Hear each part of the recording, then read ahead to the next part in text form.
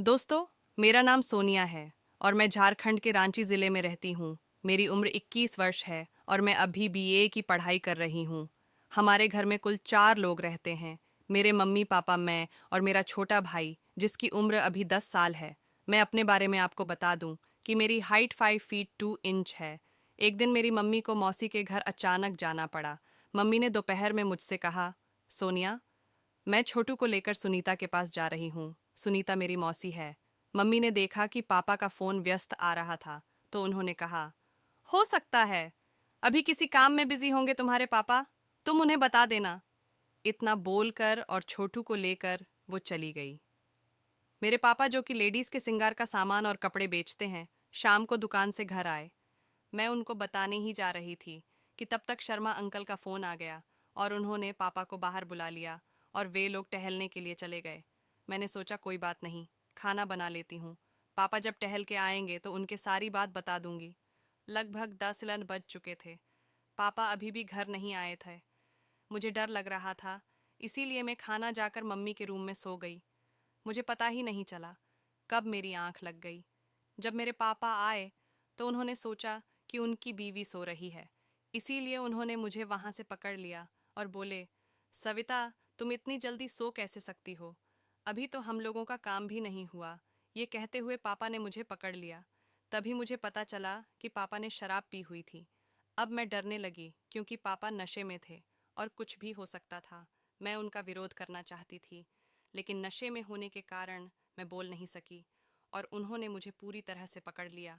तभी पापा ने कहा, क्या बात है मेरी सविता समसी, कुमति 110 मिनट के बाद मेरा विरोध करने लगती थी, पर आज तो पूरा साथ दे रही हो। और फिर वो सब के बाद हम सो गए। लगभग 1 घंटे बाद मैं खाना खाने के लिए पापा को जगाने गई। थकने के कारण पापा सो गए और उन्होंने खाना खाने से मना कर दिया। जब सुबह हुई, नो रात में जो हुआ उसके कारण मैं पूरी तरह से थक चुकी थी और मैं देर तक सोती ही रह गई। मेरे पापा जब मॉर्निंग वॉक से लौट कर आए तो वे मेरी मम्मी को खोजने लगे और फिर वे मेरे रूम में आ गए और बोले, सोनी बेटा, तेरी मम्मी कहाँ है? सुबह सुबह दिखाई नहीं दे रही। तो मैंने पापा से कहा, पापा, मम्मी लोकल दोपहर में ही मौसी के घर चली गई थी। पापा पूरी तरह चौंक गए और बोले, क्या बात कर रही हो? फिर रात को मैं किसके? ये बोलते हुए पापा मुझे देखने लगे। फिर मैं उठी और फ्रेश होने के लिए बाथरूम में जाने लगी, जिसके कारण पापा सब समझ गए। फिर पापा बोले, देखो सोनी बेटा, मुझे कुछ मालूम नहीं था और गलती तुम्हारी भी है। तुम्हें हमारे कमरे में नहीं जाना चाहिए था। अब मैं किचन में पापा के लिए चाय बनाने के लिए चली गई। तभी मम्मी का फ़ोन आया। मम्मी ने कहा कि मौसी की तबीयत काफ़ी बिगड़ चुकी है, इसीलिए उनको 2 दिन वहीं रुकना पड़ेगा। तभी मेरे पापा किसान में आए और बोले, सोनी बेटा, मैंने जो भी किया उसके लिए मुझे माफ़ कर दो, क्योंकि मैं जानकर ये सब नहीं किया था।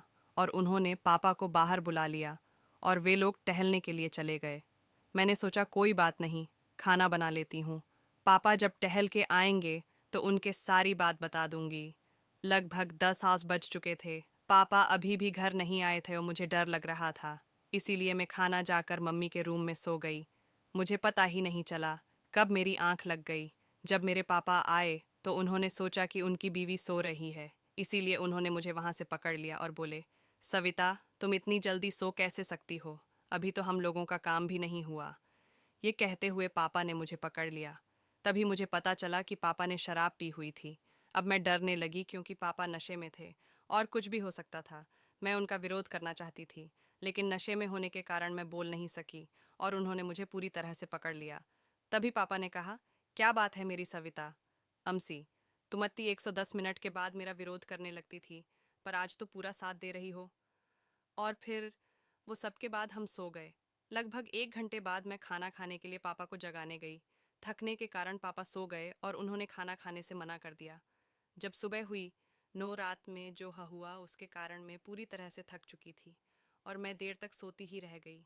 मेरे पापा जब मॉर्निंग वॉक से लौट कर आए तो वे मेरी मम्मी को खोजने लगे और फिर वे मेरे रूम में आ गए और बोले, सोनी बेटा, तेरी मम्मी कहाँ है?